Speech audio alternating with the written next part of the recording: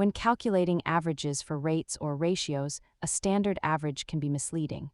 Let's look at why the harmonic mean is the better tool. Most of us learn the arithmetic mean in school, where you add numbers and divide by the count, but this fails when dealing with rates. The harmonic mean is essentially the reciprocal of the arithmetic mean of the reciprocals. It sounds complex, but it solves a specific problem. Use this when you are dealing with rates, like speed or price-to-earnings ratios, where you want to avoid being skewed by extreme outliers. You probably know the standard average, but when you are dealing with rates or ratios, the harmonic mean is the secret tool you actually need.